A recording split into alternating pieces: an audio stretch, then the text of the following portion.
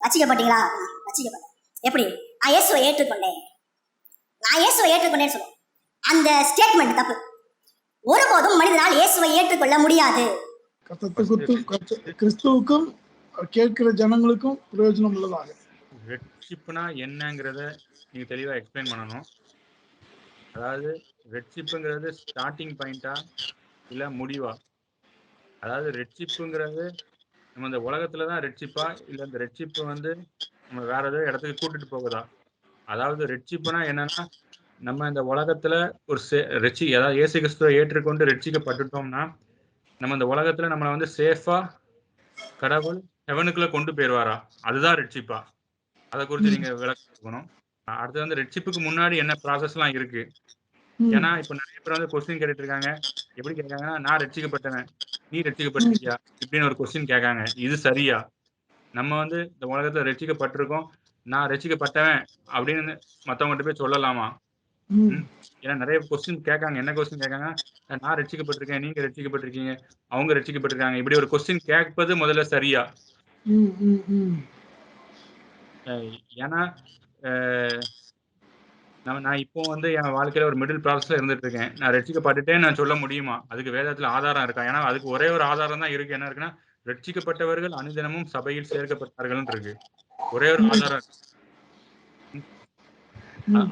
நான் ரட்சிக்கப்பட்டவன் சொல்லலாமா?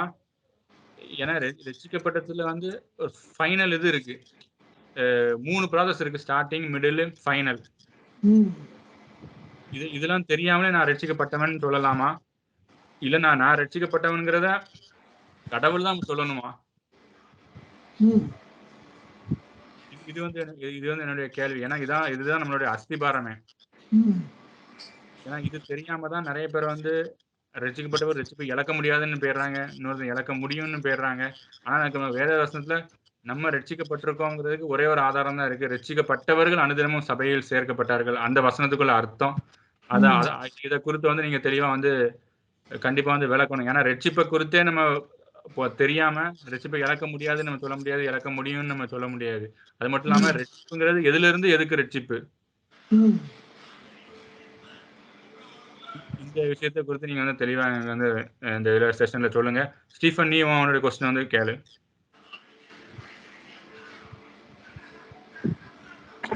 பிரதர் அவரு இதுக்கு சொல்லி முடிச்சிடட்டும், அதுக்கப்புறம் நான் கேட்கிறேன். இல்ல வேண்டாம், நீங்க அப்படி கேட்டுருங்க. இது ரிலேட்டடா நீங்க கேட்டுருங்க. அப்புறம் அவர் எக்ஸ்பிளைன் பண்ணிட்டோம். அதுக்கப்புறம் உங்களுக்கு எதுவும் கான்ட்ராக்ட் ஆச்சுன்னா நீங்க கேளுங்க.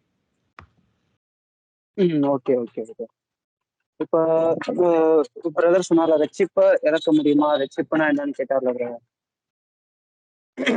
நீ 5 மினிட்ஸ்ல ஒரு கொஸ்டினை கேளு. அவர் ரிப்ளை கொடுக்க மாட்டாரு. முடிச்சதுக்கு அப்புறம் அவர் ரிப்ளை பண்ணுவாரு. Okay okay okay. இப்ப ரட்சிப்புன்ற ஒரு ப்ராசஸ் எப்படி நடக்குது? அது இப்போ ஸ்டார்டிங்ல இருந்து கிறிஸ்தவர்களா இருக்கிறவங்களுக்கு ரட்சிப்பு எப்படி உண்டாகுது? இல்ல புதுசா இயேசுனா யாருன்னே தெரியாம, அதாவது வேதத்தை குறிச்சு புதுசாக ஒரு வேற மதத்துல தெரிஞ்சுக்கிறவங்களுக்கு அது எப்படி ஒரு ரட்சிப்பா இருக்கு? அதாவது ரட்சிப்புன்றது அந்த சமயத்துல உண்டாகுதா, இல்ல நம்ம ஏற்றுக்கொள்றதுனால உண்டாகுதா? ரட்சிப்பு அந்த செகண்ட்ல இப்ப நான் இந்த குடும்பத்துல இருந்து ரட்சிக்கப்பட்டு வந்திருக்கேன் அப்படின்னு சொல்றேன். ஆனா என்னன்னா, அந்த ப்ராசஸ் எப்படி எனக்கு நடந்ததை சொல்றேன். எனக்கு நடந்த ப்ராசஸ் எப்படின்னா, நான் ஒரு தேவனுடைய வார்த்தை கேட்கிறேன். அந்த வார்த்தையை கேட்டோடனே எனக்கு ஒரு புது உலகத்துக்குள்ள நுழைஞ்ச மாதிரி இருந்துச்சு. அந்த வார்த்தையை கேட்டோடனே புது உலகத்துக்குள்ள நுழைஞ்ச மாதிரி இருந்துச்சு. அதுவும் இல்லாம தேவனுடைய அபிஷேகத்தை என்னால ஃபீல் உணர முடிஞ்சிச்சு. அது ஒரு புது, இன்ன வரைக்கும் நான் பார்க்காத, என் லைஃப்ல பார்க்காத ஒரு அனுபவமா இருந்துச்சு. அப்பதான் இயேசு கிறிஸ்து ஒருத்தர் இருக்கிறாரு அப்படின்னு சொல்லி தெரிஞ்சுக்கொண்டேன். அப்ப இந்த மாதிரி இயேசுவை தெரியாதவங்களுக்கு நடக்குது. இதே பாரம்பரியமா இருந்து வர்றவங்களுக்கும் அது ஒரு அந்த ஒரு சமயத்துல ஒரு மாற்றம் ஏற்படுது. அப்போ இது எனக்கு தெரிஞ்ச வசனத்தின்படி என்னன்னா, தேவனுடைய என்னுடைய பிதா ஒருவன் இருக்காவிட்டால் அவன் என்னிடத்தில் வரான் அப்படின்னு சொல்லி இயேசு கிறிஸ்து ஒரு இடத்துல சொல்லியிருப்பாரு.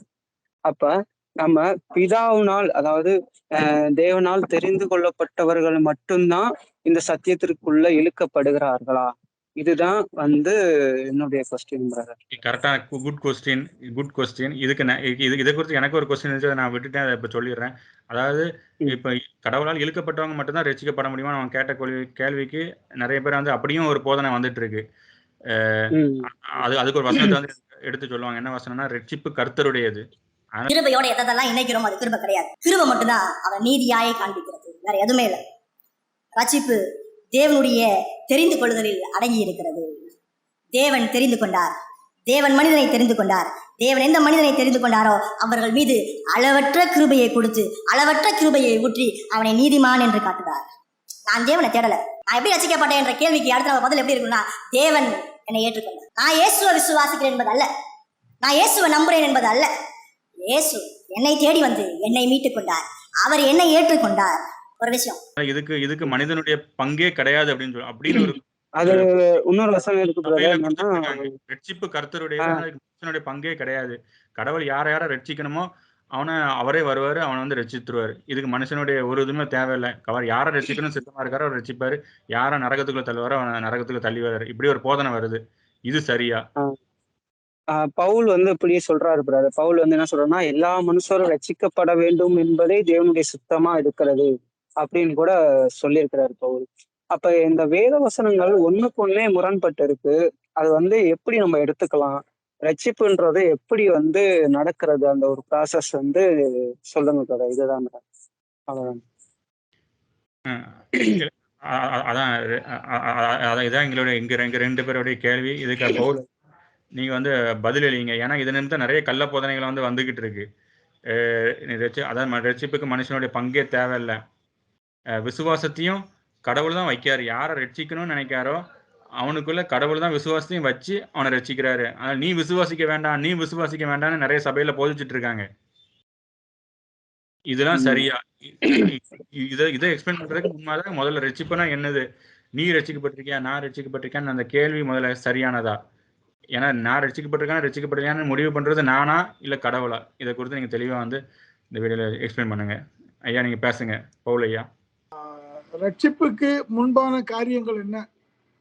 ரட்சிப்பு மனுஷனால் உண்டாகுதா இல்ல கடவுளை தெரிந்து கொள்வதனால?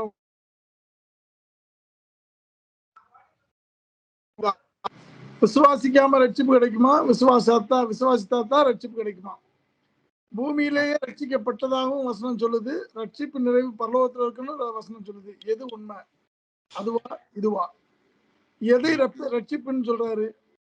சபைக்குள்ள சேர்க்கப்படுறதே ரட்சிப்புன்னு தான் சொல்றாரு, உயிரோடு எழுப்பப்படுறதே ரட்சிப்புன்னு தான் சொல்றாரு, பரலோகத்துக்குள்ள போறதே ரட்சிப்புன்னு தான் சொல்றாரு. எது நிஜமான ரட்சிப்பு? இதில் குறித்தான கேள்விகளும் இதை குறித்தான சில அவரும் அதைத்தான் கேட்டார். நீங்க கேட்டது தான் கிட்டத்தட்ட அவரும் கேட்டாரு. ஒன்றுக்கொன்று முரண்படுகிறதா சொன்னாரு. அப்படி முரண்பாடெல்லாம் எதுவுமே இங்க இல்லை. அதை நம்ம சரியா பார்த்தோம்னா ஏன் அப்படி எழுதப்பட்டிருக்குன்றத நம்ம உணர்ந்து கொள்ளலாம். நம்ம பதிலுக்கு போகலாம்.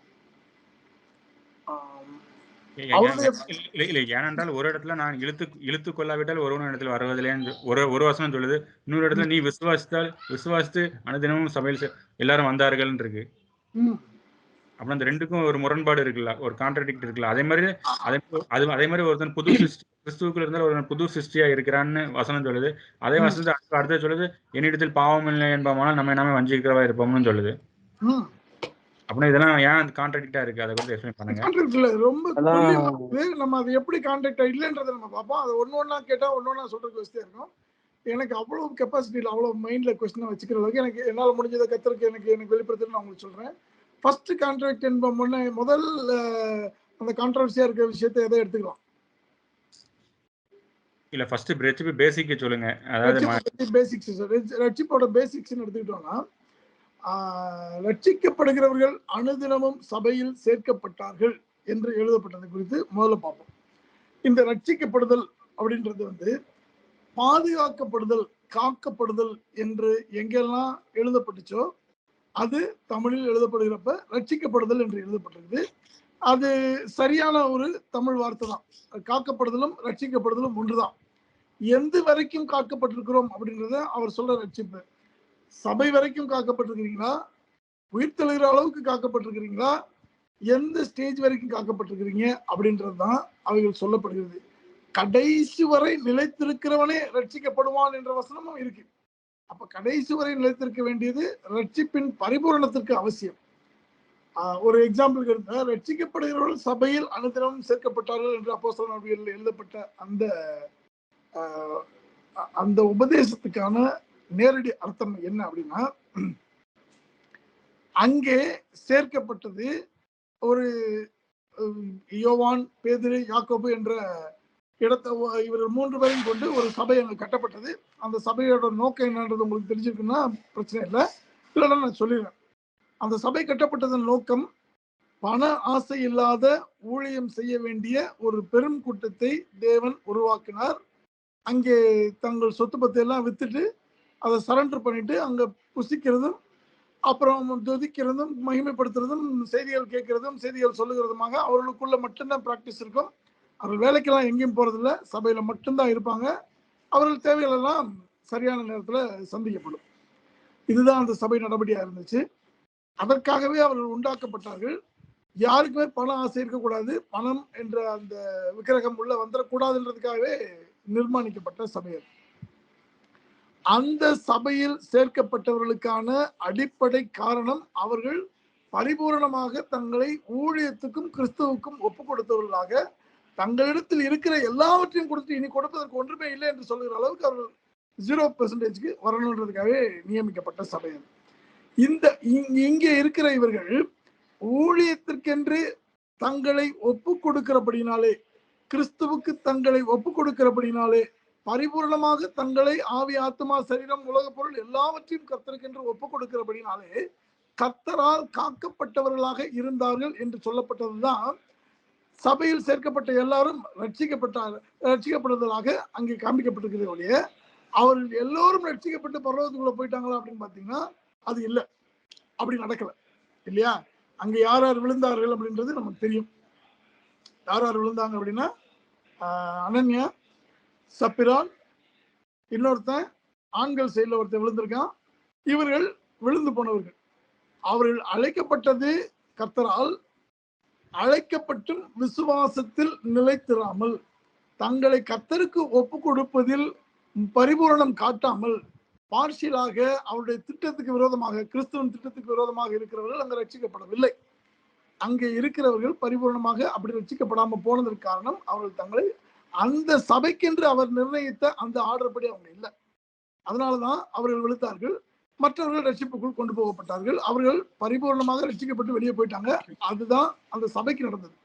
பட் அந்த சபை அப்போஸ்தலர் நடவடிக்கைகள் 13ஆம் அதிகாரத்தோட க்ளோஸ் ஆயிடுச்சு. 8ஆம் அதிகாரத்துல உடைக்கப்பட்டு அங்க இருந்தவங்க எல்லாருமே கலைஞ்சு போயிட்டாங்க. அந்த சபையில யாருமே இல்லை. அதுக்கு பிறகு அவங்க எல்லாம் மேடான தேசங்களுக்கு ஓடி போயிட்டாங்க. இஸ்ரவேலை விட்டே ஓடுற அளவுக்கு அவங்க ஓட வேண்டிய ஒரு சூழ்நிலை அவர்களுக்கு ஏற்பட்டுச்சு. ஏன்னா ஸ்தேவான் கொலை செய்யப்பட்டது நிமித்தம் அடுத்து நாம் கொல்லப்படலாம் அப்படின்ற பயத்துல அங்கிருக்கிறவர்கள் எங்கும் சிதறி ஓடி போனார்கள் என்று எழுதப்பட்டிருக்கிறது. அதற்கு பின்பு அங்கிருந்த அப்போஸ்தல பணியாளர்களும் அங்கிருந்து புறப்பட்டு போய் வெளியே பவுல் போன இடங்கள்லையும் பேதுரு போன இடங்கள்லையும் அநேக இடங்களுக்கு போய் அந்த ஏற்கனவே வெளியே ஊழியம் பண்ணிட்டு இருக்கவங்களுக்கு அசிஸ்ட் பண்றதுக்கு, அவங்கள கம்ப்ளீட் பண்றதுக்கானதுக்கு வெளியேறி போயிட்டாங்க. அந்த சபை அதோட மூடப்பட்டுச்சு. அப்ப ரட்சிக்கப்படுதல் என்று அந்த இடத்தில் சொல்லப்பட்டது கர்த்தருடைய சித்தத்துக்கு தங்களை பரிபூரணமாக ஒப்பு கொடுத்தவர்கள் அவரால் காக்கப்பட்டார்கள் என்ற அர்த்தத்துல தான் சபையில் சேர்க்கப்பட்டார்கள் என்று ரட்சிக்கப்பட்டார்கள். இதுல எந்த கான்ட்ரவர்சியும் கிடையாது.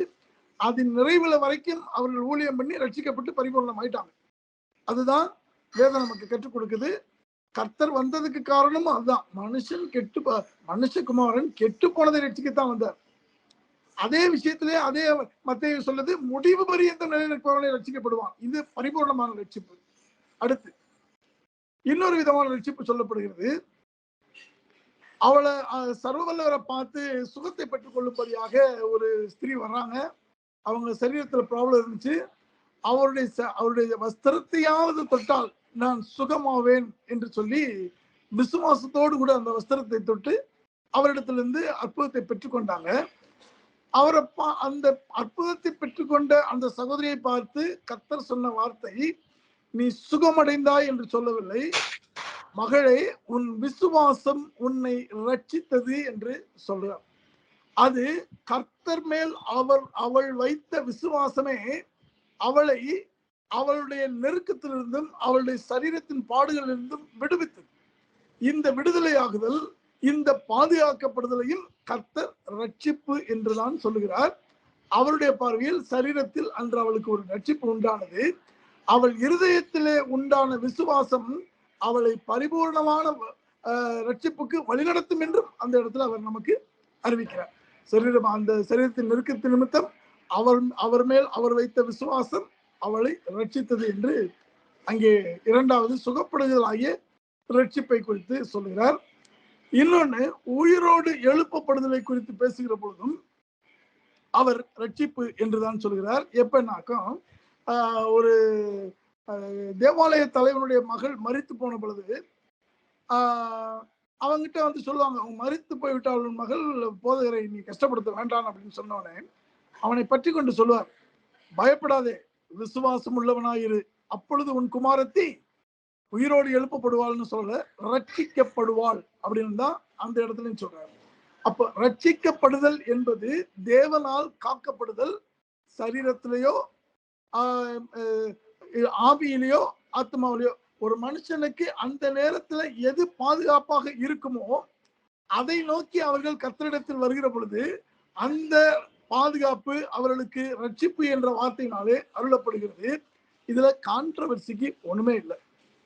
ரைட். அடுத்து வேதம் தெளிவா ஒண்ணு சொல்லுது, இந்த ரட்சிப்பு மனுஷனால உண்டாயிற்றா, இல்ல விசுவாசத்தால் உண்டாயிற்றா, இல்ல தேவனால் உண்டாயிற்றா, அவரை முன்குறித்தலா, தெரிந்து கொள்ளுதலா, அப்படி எந்த கண்டிஷனும் இல்ல. ஒரு கண்டிஷன் இருக்கு. அப்போஸ்தலர் 4:12 சொல்லுது, கர்த்தராகிய கிறிஸ்துவினாலே அன்றி வேறொருவராலும் ரட்சிப்பு இல்லை. நாம் ரட்சிக்கப்படும்படிக்கு வானத்தின் கீழெங்கும் மனுஷர்களுக்குள்ளே கர்த்தராகிய கிறிஸ்துவின் நாமமே அல்லாமல் வேறொரு நாமம் கட்டளையிடப்படவும் இல்லை என்பது வெரி கிளியரா டாக்குமெண்ட் ஆகியிருக்குது. இந்த டாக்குமெண்ட் தான் எந்த இடத்துலையும் செல்லும். அப்போ ரட்சிப்பு என்பது அவர் யாரையாவது இழுத்து கொண்டால்தான் அப்படின்றது. அவர் இழுத்து கொள்வதை பத்தி எப்ப சொல்றாரு, நான் ஒருவனை என்னிடத்தில் இழுத்து கொள்ளாவிட்டால் அவன் என்னிடத்தில் வருகிறது இல்லைன்ட்டார். ஆனா அந்த இழுத்து கொள்ளுதல் யாரை பார்த்திருக்குன்னா, மொத்த உலகத்தில் இருக்க ஜனங்களையும் பார்த்து அவர் இழுக்கிறார்.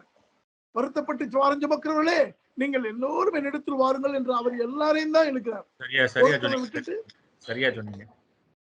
ஒருத்தனை விட்டுட்டு இன்னொருத்தனை இழுக்கவே இல்லை. அவர் எல்லாரும் என்னிடத்தில் வாருங்கள், நான் உங்களுக்கு இளைப்பாறுதலை தருவேன், என் நுகத்தை சுமந்து கொண்டு என்னிடத்தில் கற்றுக்கொள்ளுங்கள். பைபிள் காலேஜுக்கு போகாதீங்க, இன்னொரு மனுஷனை நம்பாதீங்க, என்னிடத்தில் வாங்க. இந்த உலகத்துல கிறிஸ்துவை தவிர எல்லா மனுஷனும் பொய்யன், தேவன் ஒருவரே சத்தியபரர், என்னையும் சேர்த்தான் சொல்றேன், என்னையத்தான் முதல் ஆளா சொல்றேன்.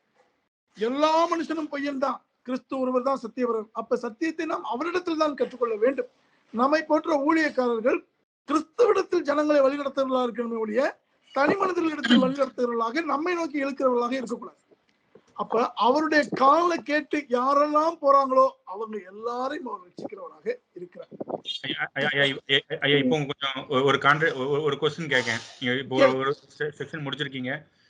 அதாவது இந்த இழுத்து கொள்ள முடியாது, இந்த என் ஆடுகளின் சத்தத்துக்கு செவி கொடுக்கிறது, அவைகளை ஒரு காலம் என் கையிலிருந்து பறித்து கொள்ள முடியாதுன்னு இந்த வசனத்தை எடுத்தா ரட்சிப்புக்கப்பட்டவர்கள் ரட்சிப்பை இழக்க முடியாதுன்னு போதிக்காங்க.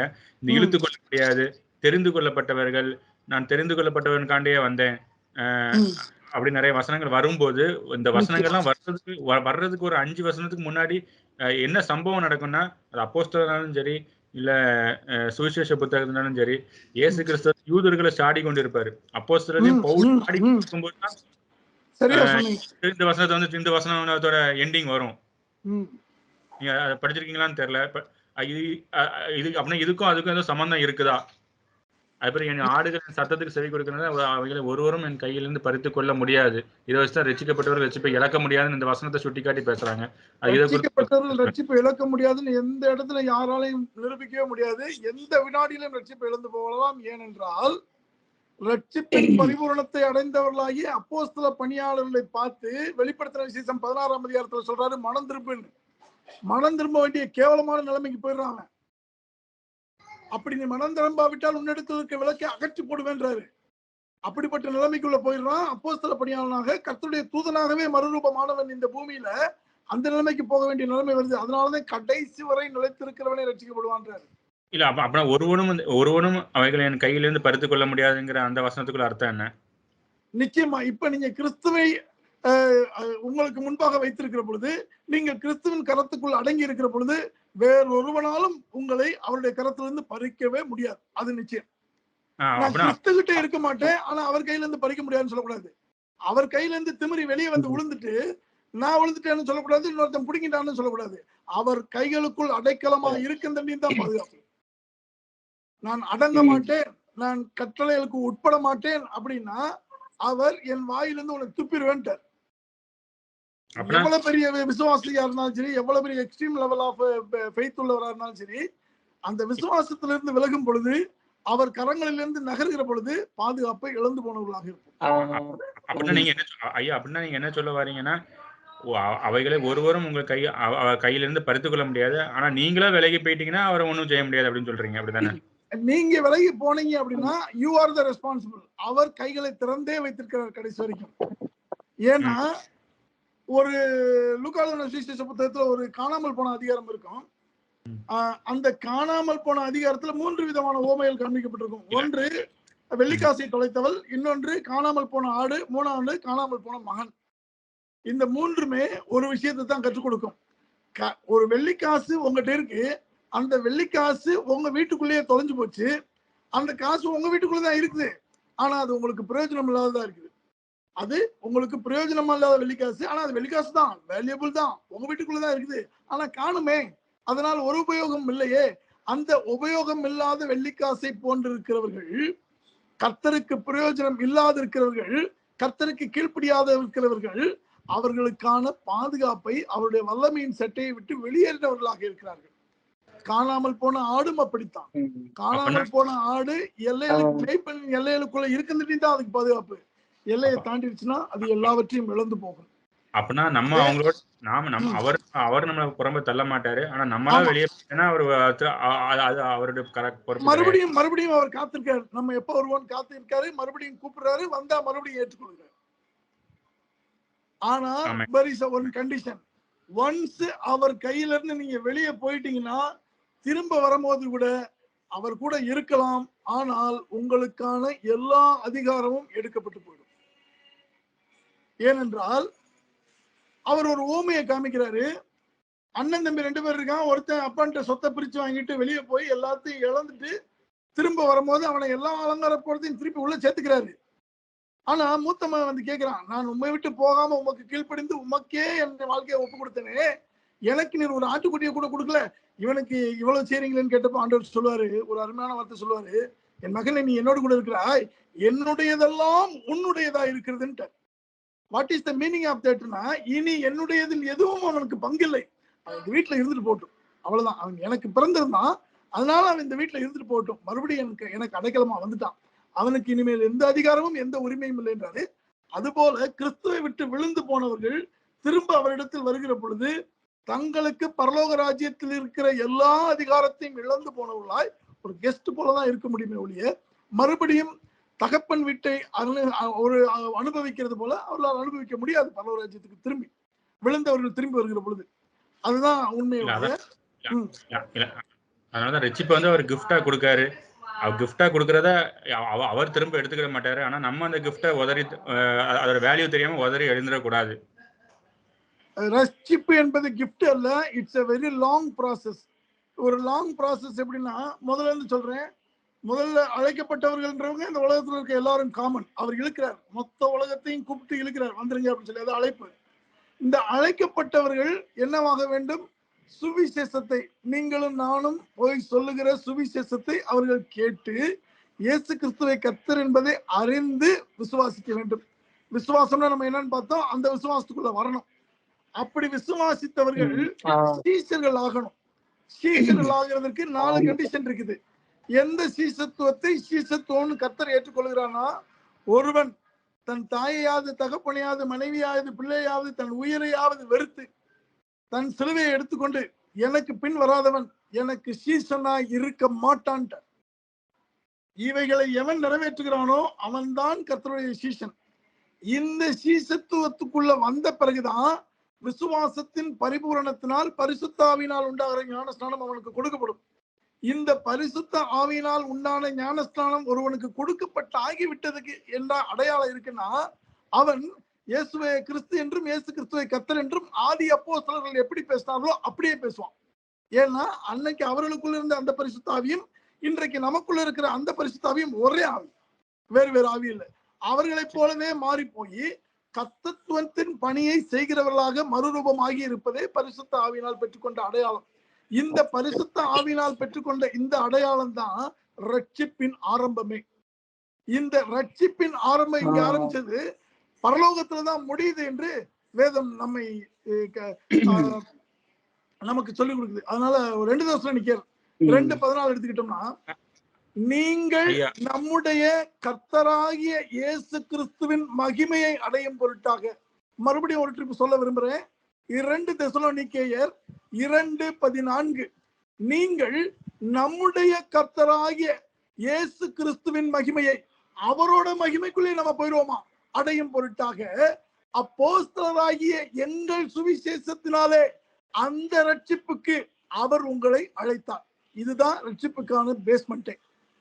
எதற்காக நம்ம அழைத்தார்னா, பரலோகத்துல இருக்கிற அவருடைய மகிமைக்குள்ள நம்ம போய் சேரும்படியாக அப்போஸ்தல நித்திய சுவிசேஷத்தினாலே அந்த மகிமைக்குள் பிரவேசிக்கிற ரட்சிப்புக்காகத்தான் அவர் நம்மை அழைத்தார். அப்படின்னா நீங்க சொல்ல வரீங்க ரட்சிப்பின் முடிவு வந்து பரலோகத்துல இருக்கு. அது நீங்க கூறுவது மிகவும் சரியானது. நீங்க வந்து ரட்சிப்பு கிஃப்ட் இல்லைன்னு சொல்றீங்க. ஆனா ரட்சிப்பு என்பது கிஃப்ட் இல்ல. நீங்க கர்த்தருக்கு ஒபே பண்ணி வளரணும். Every day you have to be grow in Christ. நீங்க ஒவ்வொரு நாளும் கிறிஸ்துவில் வளரணும்.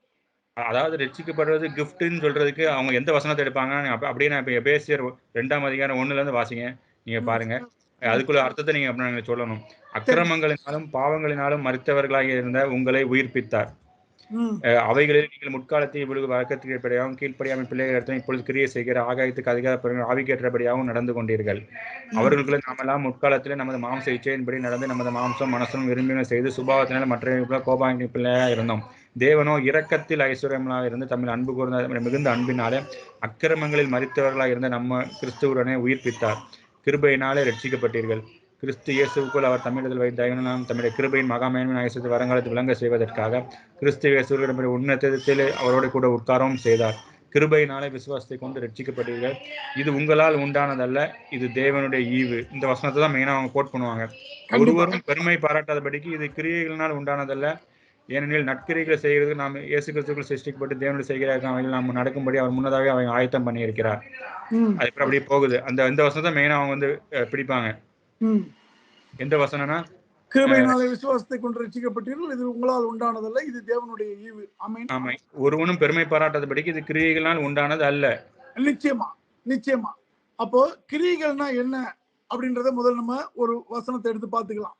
சர்வவல்லவராகிய கிறிஸ்து இயேசு வீட்டத்துல போய், ஆண்டவரே தேவனுக்கு ஏற்ற கிரியை எதுன்னு அவர்கிட்ட கேட்கிறாங்க. அப்ப அவர் கிரியையை பத்தி பேசுறாரு. என்னை அனுப்பினவரை நீங்கள் விசுவாசிக்கிறதே தேவனுக்கு ஏற்ற கிரியையா. அவருடைய பார்வையில் கிரியை என்பது கர்த்தரை விசுவாசிக்கிறதே, வேறொரு மாம்சத்தில் வருகிற கிரியை அல்ல. ஏனென்றால் நீதி 2 வகையாக பிரிக்கப்பட்டிருக்கிறது வேதத்தில். ஒன்று கிரியைகளினால் உண்டாகிற நீதி, அது நியாயப்பிரமாணம். இன்னொன்னு விசுவாசத்தினால் உண்டாகிற தேவ நீதி, இது விசுவாச பிரமாணம்.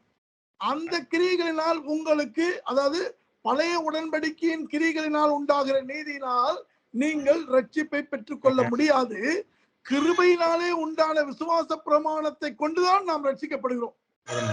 அந்த விசுவாசத்தை கொண்டுதான் நீங்க ரட்சிக்கப்பட்டீர்கள். இது நம்மளால் உண்டானதல்ல. புதிய உடன்படிக்கை நம்மளால் உண்டானதல்ல. புதிய உடன்படிக்கை என்பது கிறிஸ்து நமக்கு தந்த ஈவு. ஐயா, நீங்க சொல்றது கரெக்ட் தான். அதாவது விசுவாச கிரியைனால கிரியை அப்படின்னு நீங்க என்ன சொல்ல வரீங்கன்னா, அதாவது விசுவாசத்துக்குள்ளதான் கிரியை வந்து இருக்குது. விசுவாசத்தின் வழியா தான் கிரியை நம்ம எடுத்துக்கொள்ள முடியும். ஆனா விசுவாசமும் கிரியையும் ஒண்ணு கிடையாது. ஆமா. அப்புறம் இது கிரியைகள்னால உண்டானது அல்லனா, அப்புறம் இது எதனால ஒரு இந்த கிரியைக்கும் விசுவாசத்துக்கும் உள்ள ஒரு டிஃபரன்ஸ் என்னன்னாக்கா, அந்த யாக்கோபு புத்தகத்துல ஒரு வசனம் வரும். என்ன வரும்னாக்கா விசுவாசம், கிரியை இல்லாத விசுவாசம் செத்தது அப்படின்னு சொன்னாங்க. ஐயா நான் இதை வந்து உங்க ஆதியாமத்துல இருந்து கொஞ்சம் முதல்ல எக்ஸ்பிளைன் பண்றேன். சொல்லுங்க. எது கிரியைங்கிறது. அதாவது ஆதாமியவாள் வந்து கடவுளை நம்பாம பிசாசை நம்பிட்டாங்க. பிசாசை விசுவாசிட்டாங்க. பிசாஸ் தான் கடவுளா இருப்பானு சொல்லி நம்பிட்டாங்க. அங்க முதல்ல வந்து விசுவாசம் போகுது.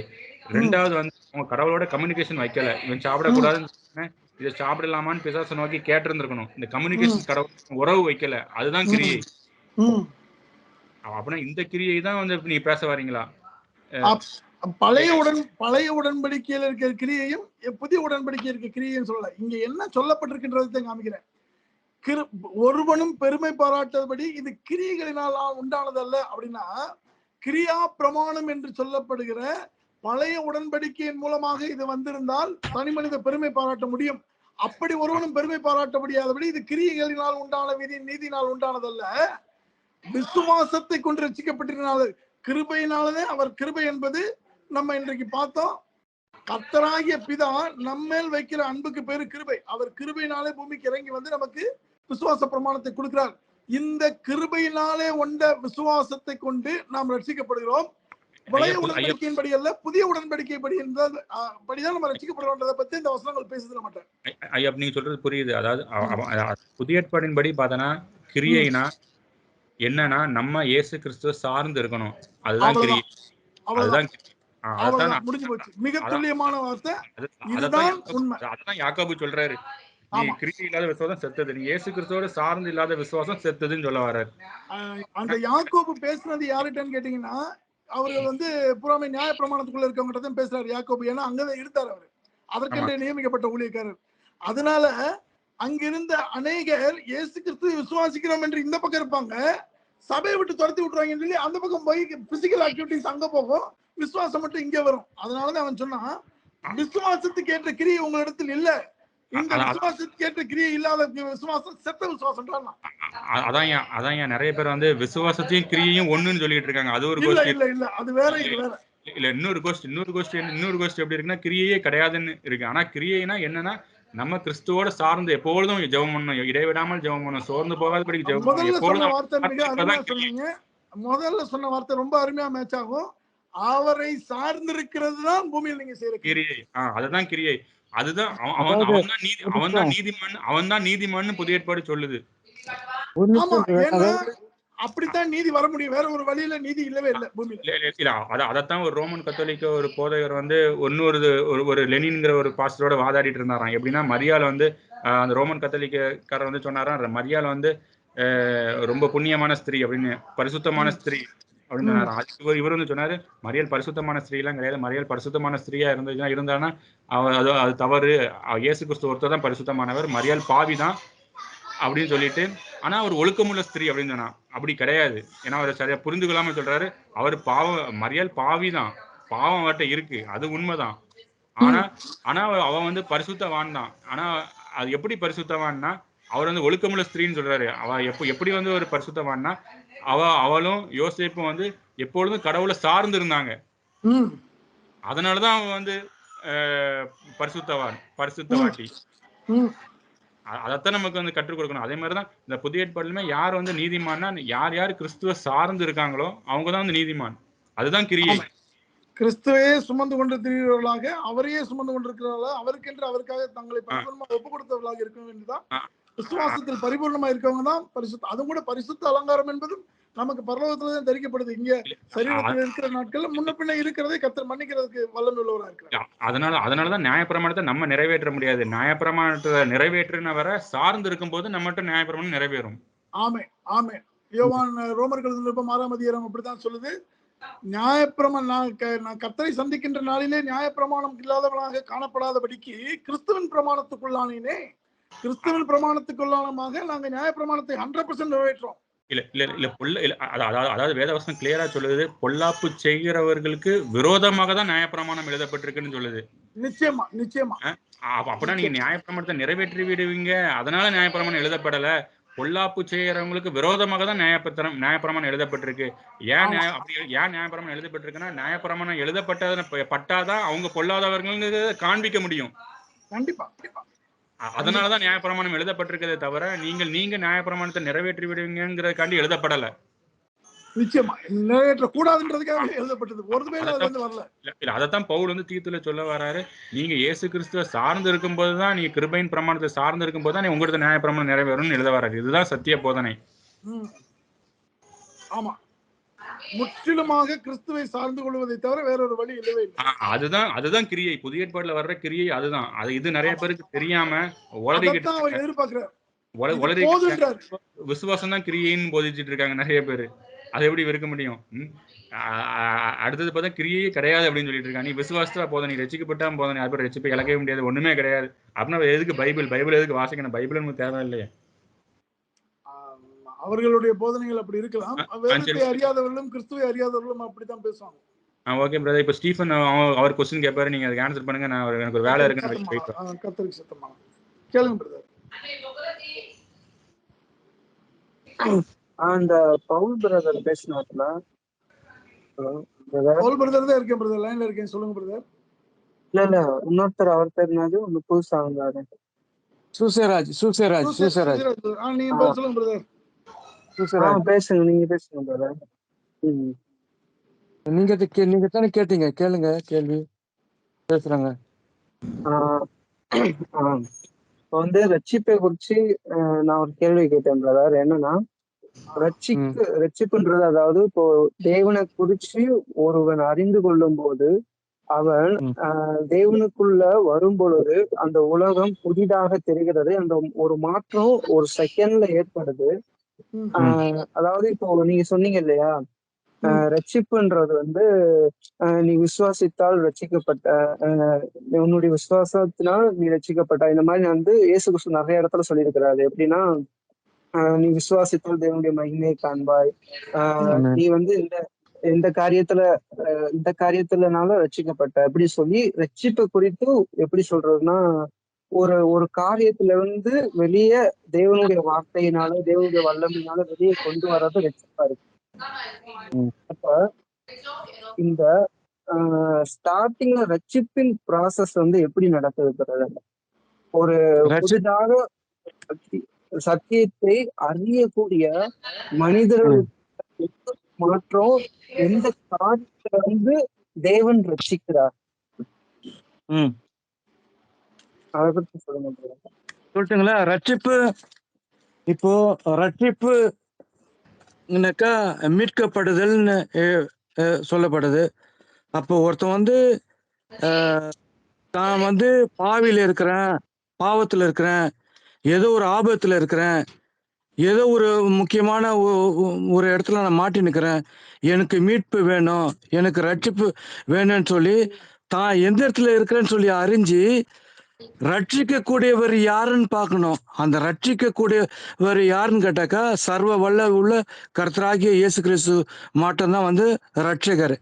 ஏன்னா மத்தேயுல வந்து 1ஆம் அதிகாரத்துல இருக்கும், அவர் இந்த உலகத்தின் பாவங்களை நீக்கி எல்லாரையும் வந்து ரட்சிப்பாருன்னு சொல்லி இருக்குது. அப்போ ரட்சகர் யாருன்னு சொல்லி நம்ம கேட்கணும். ரட்சிப்பு யாருக்கு வேணும்னு சொல்லி கேட்டாக்கா, தான் பாவின்னு சொல்லி ஏற்றுக்கன்னு அந்த பாதாளத்துல இருந்து வெளியே வரணும்னு சொல்லி எவன் விரும்புறானோ அவனுக்கு தான் வந்து அந்த அந்த பாதாள சேட்டுல இருந்து அவனுக்கு ரட்சிப்பு வேணும். அப்போ ரட்சகர் யாருன்னு சொல்லி பார்க்கணும். வேதத்தின் பிரகாரம் யாரு ரட்சகரு, யாரு மீட்பரு? நம்ம ஒரு பாதாள ஒரு குழியில உட்காந்து இருக்கிறோம் கேட்டாக்கா, நம்மள உள்ள வந்து தூக்கணும்னு கேட்டாக்கா அதை தூக்கக்கூடியவர் யாருன்னு சொல்லி பார்க்கணும். ஏன்னா அவரால் மாத்திரம் தான் தூக்க முடியும். இது வந்து உலக பிரகாரமான உனக்கு ஒரு உதாரணமா சொன்னாலும் நீங்க புரிஞ்சுக்கணுன்றதுக்காகத்தான் அந்த மாதிரி சொல்றேன், வேத வசனம் இல்லாம. அப்போ யாரை நோக்கி கூப்பிடணும் கேட்டா இயேசு கிறிஸ்துவ நோக்கி கூப்பிடணும். ஏன்னா ரட்சிக்கக்கூடிய ஒரே சர்வ வல்லவர் கர்த்தராகிய இயேசு கிறிஸ்து மட்டும்தான். அப்போ தன் பாவின்னு சொல்லி ஏத்துக்கின்னு, நான் ஒரு ஆபத்துல மாட்டினுக்குன்னு சொல்லி ஏத்துக்கின்னு ரட்சகரை அந்த இடத்துல கூப்பிட்டாக்க, அது விசுவாசத்தோட நீ அவரை நோக்கி கூப்பிட்டாக்க அவர் வந்து உன்னை வந்து ரட்சிப்பாரு. அந்த ரட்சிப்பை வந்து நீ வந்து உணர முடியும். நான் பாவத்துல இருந்து வந்துட்டேன்றத வந்து நீ எல்லார்ட்டையும் போய் வந்து சாட்சி சொல்லித்தான் இப்போ வாழ்ந்துக்கிறாங்க. சாட்சி சொல்லி வந்து வாழ்றது கிடையாது, வாழ்க்கையில வந்து சாட்சியா வாழ்ந்து காட்டணும். சாட்சி சொல்றது கிடையாது, சாட்சியா வாழ்ந்து காட்டணும். ஏன்னு கேட்டாக்க நீங்களே எனக்கு சாட்சிகளா இருக்குன்னு சொல்லிக்கிறாரு. அப்போ ஒருத்தன் வந்து ரட்சிக்கப்படணும்னு கேட்டாக்க ரட்சகரை நோக்கி கூப்பிடணும். ரட்சித்த பிற்பாடு அந்த ரட்சகருக்கு சாட்சியா வாழணும். அவ்வளவுதான். அங்கதான் இதுதான் ப்ராசஸ். எனக்கு ரட்சிப்புன்னு கேட்டாக்க பல வகையா போயினே இருக்கும். அது 1 2 3 4 5ன்னு சொல்லிட்டு போயினே இருக்கும். ரட்சிப்பினோட ஆரம்பம் இதுதான். ஒருத்தன் வந்து தன்னை எங்க இருக்கிறேன்னு சொல்லி அறிஞ்சு அவரை நோக்கி கூப்பிடணும். நான் ஒரு பாவத்துல இருக்கிறேன், ஆபத்துல இருக்கிறேன், நான் மாட்டிக்கினேன், இந்த பாதாள சாக்கடையில இருக்கிறேன், நான் மறிக்கிற போறேன், என்னோட ஆத்மா சரீரம் வந்து மறிச்சிடும். ரட்சிக்கிற வல்லவரை நோக்கி கூப்பிடணும். அந்த நாமத்தான் கர்த்தராகிய இயேசு கிறிஸ்து. இங்கதான் தோக்குதுப்பா. ரட்சிப்பு இங்கதான் தோக்குது. நீ யாருன்னு சொல்லி அறிக்கையிடணும். அதுக்கப்புறம் அறிக்கையிட்ட பிற்பாடு அவரை நோக்கி கூப்பிடணும். கூப்பிட்டாக்கா அவர் வந்து உன்னை வந்து வார்த்தையினாலும் வசனத்தினாலும் உன்னை அவர் வந்து ரட்சிப்பார். இதோட ரட்சிப்போட ஆரம்பம் இதுதான்.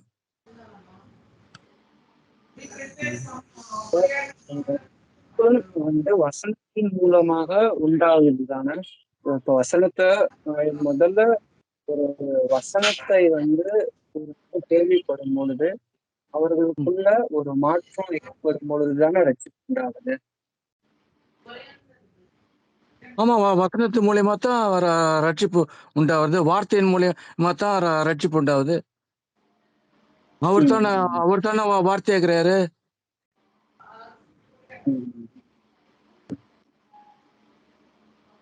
ரட்சிப்பு ப்ராசஸ் கேட்டா நான் உன்கிட்ட சொல்லிட்டேன். அதுக்கு அடுத்தது ஓகே ஓகே ஓகே. சொல்லுங்க சொல்லுங்க. உங்களுக்கு ஒரு விஷயம் கேட்டாங்க. சொல்லுங்க. இப்ப வந்து ரட்சிக்கப்படுறாங்க இல்லையா, இப்ப ரட்சிப்புன்னு சொல்லி நிறைய இருக்கு.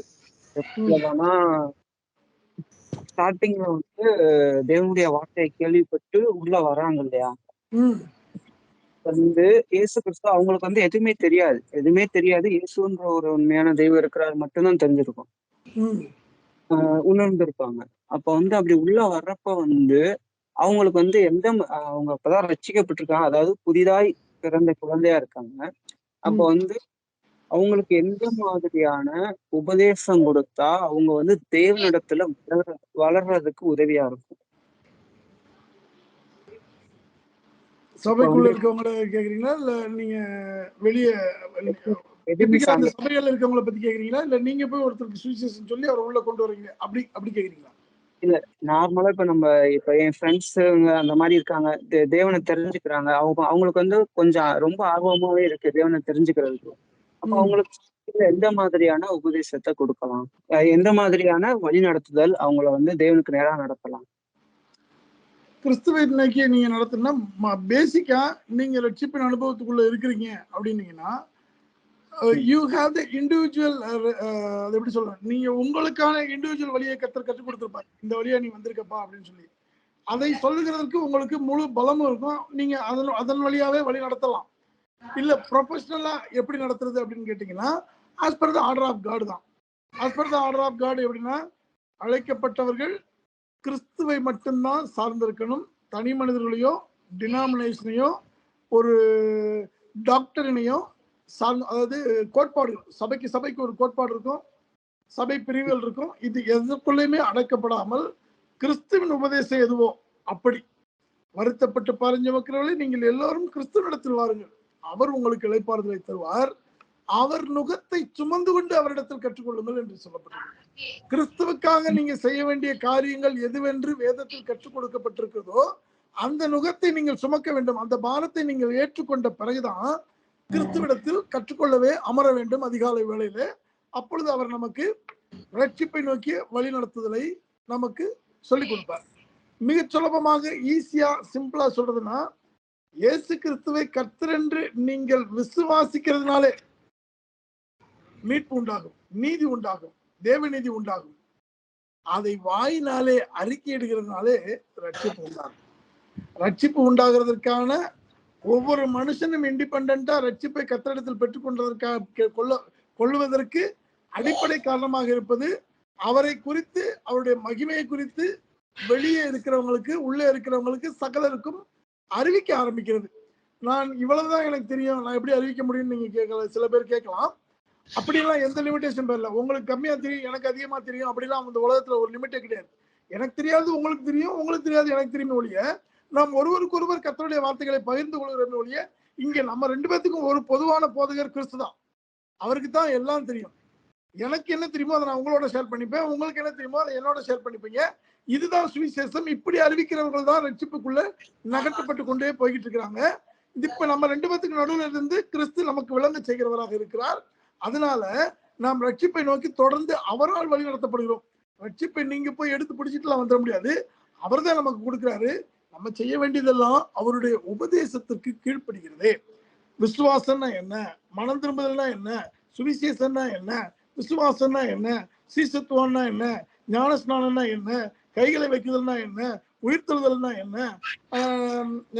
நித்திய நியாய தீர்ப்புனா என்ன, இந்த மாதிரியான அடிப்படை விஷயங்கள்ல ஒரு clarity வந்துருச்சுனாலே we are in paradise. முதல்ல இந்த ரட்சிப்புக்குள்ள வந்துட்டீங்க அப்படின்னு அவர் சொன்னதுக்கு காரணமே நம்ம கர்த்தருடைய உடன்படிக்கைக்குள்ள இருக்கிறோமான்றதுதான். ஏன்னா பழைய உடன்படிக்கைக்காரர்கள்ட்ட அவர் போய் பேசுறாரு, மனம் திரும்புங்கள் பரலோக ராஜ்யம் சமீபமா இருக்குன்னு. அதே உபதேசத்தை நம்மிடத்தில் கொடுக்கிற போது அப்படி சொல்றது இல்லை. அதாவது விசுவாசித்து சொல்லும் போது என்ன சொல்றாரு, இதோ தேவனுடைய ராஜ்யம் உங்களுக்குள் இருக்கிறது என்றார். ஏனென்றால் அவர்களிடத்தில் புதிய உடன்படிக்கை அந்நேரத்தில் கொடுக்கப்படவில்லை, அவர்களுக்கு அது சமீபமாக இருந்தது. இன்றைக்கு அது நம் கரங்களில் கொடுக்கப்பட்டு நம்ம இருதயத்தில் வைக்கப்பட்டிருக்கிறதுனாலே இந்த பரலோக ராஜ்யம் தேவனுடைய ராஜ்யம் என்று சொல்லப்படுகிற புதிய உடன்படிக்கை நமக்கு உள்ள இருக்கு. இப்படி உள்ள வந்தவை எல்லாமே ரட்சிக்கப்பட்டவர்கள் தான். எது வரைக்கும் மகிமைக்குள்ள இல்ல, மகிமைக்குள் பிரவேசிக்கிறதுக்கான அடிப்படை உபதேசங்களுக்குள் பிரவேசித்திருக்கிறோம். புதிய உடன்படிக்கைக்குள் கிறிஸ்துவின் கற்பனைகளுக்குள் இருக்கிற எவனும் ரட்சிக்கப்பட்டவனே. ஏனென்றால் இந்த புதிய உடன்படிக்கை தான் பரலோகம். புதிய உடன்படிக்கைக்குள்ள நீங்க இருக்கிறீங்கன்னா பரலோகத்துக்குள்ள இருக்கிறதற்கு சமம். புதிய உடன்படிக்கைக்குள்ள நீங்க இருக்கிறீங்கன்னா நீங்க தேவனுடைய ராஜ்யத்துக்குள்ள இருக்கிறதற்கு சமம். இங்கே இருந்து இங்கே கொடுக்கப்பட்டிருக்கிற சகல கட்டளைகளிலும் கிறிஸ்துவுக்கு கீழ்ப்படுகிறவர்களாக, கிறிஸ்துவை தொடர்ந்து கொள்கிறவர்களாக, உங்க சரீரத்துல உங்க வாழ்க்கை நடைமுறைகள்ல அநேக வழிநடத்துதல் இருக்கும். சில விஷயங்களை உங்களால செய்ய முடியும், சில விஷயங்களை உங்களால செய்ய முடியாது. கொஞ்சத்தில் உண்மையா இருந்து, கர்த்தருடைய பார்வையில கொஞ்சத்திலேயாவது உண்மையா இருந்து உங்களை கிறிஸ்துவுக்குள் நிலைநிறுத்திக் கொள்கிறதற்கு நீங்கள் எடுக்கிற போராட்டமும் அந்த ஓட்டமும் தான் கர்த்தர் உங்கள் மேல் கிருபை செய்து இவனிடத்தில் ரட்சிப்புக்கு ஏற்ற விசுவாசம் உண்டு என்பதை அறிந்து உங்களை ரட்சிப்புக்கு ஏற்ற வழியில சகல சந்தர்ப்ப சூழ்நிலையத்தையும் கொடுத்து வழிநடத்தி கொண்டு போய் சேர்த்துருவார். கிறிஸ்துவை பற்றி கொள்ளாமல், கிறிஸ்துவை விசுவாசியாமல், கிறிஸ்துவை தொடர்ந்து போகாமல் ரட்சிப்பு இல்லை. அது தனி மனிதர்களால் உண்டாகாது, கிறிஸ்துவனால் மட்டும்தான் உண்டாகும். வெகு சுலபம். மனம் திரும்புங்கள் பரலோக சமீபமா இருக்குன்னு சொன்ன சுவிசேஷத்தை ஒவ்வொரு ஸ்டேஜ்லயும் அவர் அப்கிரேட் பண்ணிட்டே வர்றார். நீங்கள் எப்படி மறுரூபம் ஆகுறீங்களோ அப்படியான இன்னும் அதிகமான அந்த சுவிசேஷம் உங்களுக்கு அறிவிக்கப்படும். இன்னும் கொஞ்சம் வா, இன்னும் கொஞ்சம் வா, இன்னும் கொஞ்சம் வான்னு கொஞ்சம் கொஞ்சமா மேல உயர்த்தி கொண்டு போறார். அவர் உயர்த்தி கொண்டு போகும்போது அவர் கூட பயணித்துக் கொண்டே இருக்க வேண்டும். அப்படி பயணிக்கிறமானால் அதன் நிறைவு பரலோக ராஜ்யம் ஆகிய மகிமையில் பிரவேசிக்கும் ரட்சிப்பாக முடியும். அதன் வரைக்கும் நீங்க என்றைக்கு கிறிஸ்துவை ஏற்றுக்கொண்டீர்களோ அன்றையிலிருந்து அவர் முடிக்க தண்டியும் அவரையே சார்ந்து, அவரையே தொடர்ந்து, அவருக்கே கீழ்ப்படிந்து, அவரையே விசுவாசித்து முற்றிலும் அவருக்குரியவர்களா இருப்போமானால் நாம் மகிமையில் பிரவேசிக்கும் ரட்சிப்பை பெற்றுக்கொள்வர்களா இருப்போம். It's very simple. இதற்கு நீங்க ஒவ்வொரு வசனத்தை எடுத்துக்கிட்டு அதுக்கு அதை இந்த வசனம் கான்ஃபிளிக்ட் பண்ணதுலாம் நம்ம நினைக்கக்கூடாது.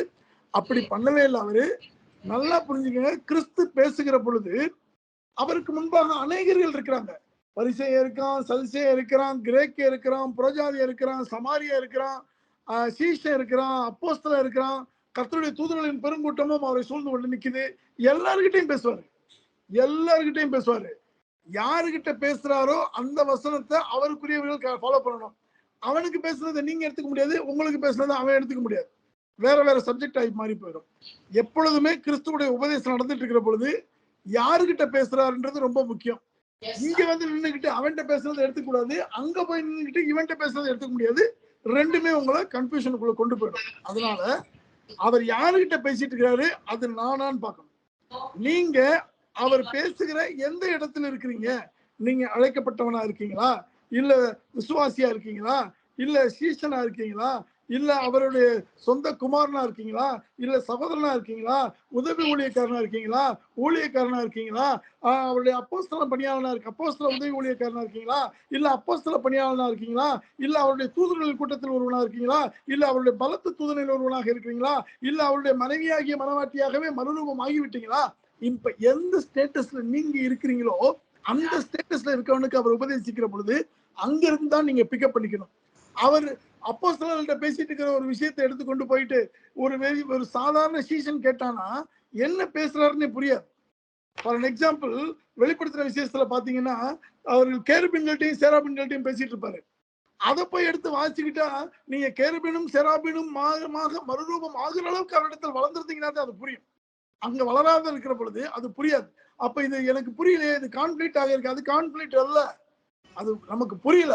எந்த ஸ்டேஜ்ல புரியும்னா அந்த லெவலுக்கு நம்ம கிறிஸ்துவுக்குள்ள வளர்ந்துருந்தோம்னா தான் புரியும். நம்ம யாருன்றது ஒரு 11 12 வகை அவர் நம்மளை பிரிக்கிறார். நீ யாரு அப்படின்னு. நம்ம யாரு கிறிஸ்துவுக்குள்ன்றது நமக்கு தெரியாதுன்னா நாம் கிறிஸ்துவுக்குள் வளர முடியாது.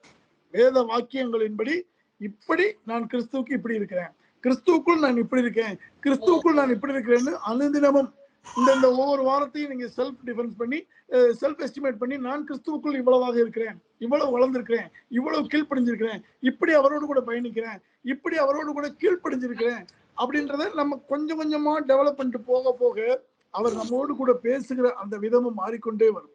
அவர் பேசுகிற வார்த்தைகள் கம்மியா இருக்கும், சொல்லுகிற அர்த்தங்கள் மிக அதிகமா இருக்கும். அது நம்ம அவரோட அக்சஸ் இல்லாம நடக்காது. வேறொரு ஊழியக்காரனால் கிறிஸ்துவை போல போதிக்கவே முடியாது. என்னையும் சேர்த்தான் சொல்றேன். யாராலும் சரி, அப்போஸ்தலனாவே இருந்தாலும் சரி, கிறிஸ்து போதிக்கிறது மாதிரி அவனால் போதிக்கவே முடியாது. ஏன்னா அவர் சர்வ வல்லவர், இவன் வேலைக்காரன். அப்ப எந்த தனி மனுஷனும் கிறிஸ்துவோடு கூட தொடர்புடையவர்களா இருக்க வேண்டும். அதிகாலையில் என்னை தேடுகிறவன் கண்டடைகிறான்னு சொன்னார்னா அதற்கான வார்த்தைக்கு நம்ம மரியாதை கொடுத்து அதிகாலையில் அவரை தேடி இருக்கணும். அதிகாலையில் நம்ம தேட முடியாத அளவுக்கு நமக்கு வேலை பழுது இருக்கலாம். அட்லீஸ்ட் வாரத்துல ஒரு நாள், மாசத்துல ஒரு நாள் அவருக்கென்று அந்த நேரத்தை ஒதுக்க அவர் என்ன பண்ணுவாருன்னா அந்த நேரம் நமக்கு கிடைக்கிறதுக்கான சந்தர்ப்ப சூழ்நிலை அவர் ஏற்படுத்தி கொடுப்பார். ஏன்னா நான் என் பிள்ளை தேடி வருவான், அவனுக்கு அந்த சந்தர்ப்ப சூழ்நிலை கொடுக்கூடாது, அவனுக்கு நெருக்க வராம காத்துக்கொள்ளணும்னு அவர் பார்த்துப்பார். அப்ப அவருக்கு கீழ்ப்படிஞ்சு, நான் சொன்னது ஒரு சிம்பிள் எக்ஸாம்பிள், தேடுகிற நேரத்தை குறித்து அவர் சொன்னார்னா அப்படிதான் தேடணும். தேடுகிற விதத்தை குறித்து சொன்னார்னா அப்படித்தான் இருக்கணும். தேடுகிற அந்த தகுதிப்படுதலை பற்றி பேசினார்னா அப்படிதான் இருக்கணும். அப்படி போனோம்னா தான் நம்ம கிறிஸ்துவிடத்தில் நெருங்க முடியும். இன்னும் எளிதாக சொல்வதென்றால் சுவிசேஷ புத்தகங்களை வாசிக்கும் பொழுதோ இல்ல நிருபங்களை வாசிக்கிற பொழுதோ அதில் முதல் 4 வசனங்களுக்குள்ள அந்த புத்தகம் யாரால் எழுதப்பட்டது, யாருக்கு எழுதப்பட்டது என்ற 2 விஷயங்களுமே அங்க கொடுக்கப்பட்டிருக்கும். அந்த இடத்துல நீங்க இருக்கீங்களா இல்லையா? மறுபடியும் புதிய உடன்படிக்கையின் மத்திய 1 வாசிக்க ஆரம்பிங்க. ஒவ்வொரு முறையும் ஒரு அதிகாரத்துக்குள் பிரவேசிக்கிற பொழுது அந்த அதிகாரம் யாருக்கு எழுதப்பட்டிருக்கிறது என்ற அங்கு கற்பனை அந்த விஷயம் அங்க கொடுக்கப்பட்டிருக்கும். அந்த இடத்துக்கு நீங்க வந்திருந்தீங்கன்னா அந்த மெசேஜ் நமக்கு புரியும். அந்த இடத்துக்கே நம்ம வராம நாம் தனி மனிதர்களாகவே நின்று கொண்டு வேதத்தால் இடைக்கப்பட்டவர்களாக இராமல் தனி மனிதர்களாகவே இருப்போமானால் நமக்கு வேதம் புரியாது. இன்னொருத்தர் சொல்லிக் கொடுக்க வேண்டிய அவசியம் ஏற்படும். அதை தவிர்க்கும்படியாக நீங்க என்ன பண்ணணும்னா அதிகாலையில் தேவனுடைய சமூகத்தில் கர்த்தரை தேடணும். வேதத்துல வேற எங்கேயா போய் தேட முடியாது, ஏன்னா அங்கதான் அவர் இருக்கிறார். அங்க அவரை தேடணும். தேடுகிறப்போ இப்ப எங்களை மாதிரி ஆட்கள் இந்த அனுபவத்தை உங்களுக்கு சொல்லி தரோம். ஒவ்வொரு அதிகாரத்தையும் வாசிக்கிற பொழுது அதை கொடுக்கப்பட்டிருக்கிற அந்த குவாலிட்டியில நான் இருக்கிறேனா இல்லையா? உங்களுக்கு அப்படி எதையாவது இப்ப வாசிக்கணும், அந்த குவாலிட்டி பார்க்கணும்னு நினைச்சீங்கன்னா ஏதாவது ஒரு நிருபத்தையாவது எதையாவது ஒரு சாப்டர் எடுத்து வாசிக்க ஆரம்பிச்சீங்கன்னா அதன் முதல் பகுதியில முதல் 2 வசனங்கள் இல்ல 3 வசனங்களை பாத்தீங்கன்னா யாருக்கு எழுதப்பட்டது, யார் எழுதுன்ற டீட்டெயில் இருக்கும். யார் எழுதுனது, பரிசுத்த ஆவியானவர் எவனை பயன்படுத்தி எழுதினாரோ அந்த டீட்டெயில் அங்க இருக்கும். ஆனா யாருக்கு எழுதுனதுன்றதான் முக்கியம். அந்த எழுதப்பட்ட இடத்துல நான் இருக்கணும். கொரிந்தியருக்கு எழுதுனது அப்படின்னா ஏதோ கொரிந்தியருக்கு எழுதிருக்கு போல இருக்கு, நமக்கு இல்லைன்னு போகக்கூடாது. யூ ஆர் த பெர்சன், உங்களுக்கு தான் அது எழுதப்பட்டது. அந்த கொரிந்தியர்களுக்கான தகுதி அங்க என்ன கொடுக்கப்பட்டிருக்கிறதோ அந்த தகுதிக்குள்ள நான் இருக்கிறேனா? ரோமருக்கு எழுதப்பட்டது அப்படின்னா ரோமனுக்குன்னா அன்னைக்கே எழுதி பிடிச்சா அது அங்க முடிஞ்சு போல. அந்த ரோமானியர்களுக்கு என்ன மாதிரியான தகுதிகள் அதை வாசிக்கிறதுக்கு அங்க கொடுக்கப்பட்டிருக்குதோ அதுக்குள்ள நீங்க இருக்கிறீங்களா? அப்பொழுது அந்த அந்த லெட்டர் உங்க கைக்கு வந்துடும். அந்த தகுதிக்குள்ள நம்ம இல்லாதப்போ அந்த லெட்டர் நம்ம கைக்கு வராது, அப்படி வாசிக்க முடியாது. சோ அடிப்படையிலிருந்தே வேதத்தோடு கூட இணைஞ்சு அப்படியே அவரோடு கூட பயணிச்சுட்டே போகணும். வார்த்தை தான் கர்த்தர். அந்த வார்த்தையோடு கூட கிறிஸ்துவோடு கூட படிக்கிட்டீங்களா? இணைந்து 1 கொரிந்தியர் படிக்கிட்டீங்களா? வாசிக்கலாம். 1 கொரிந்தியர் படிக்கிறேன், 1வது அதிகாரம்.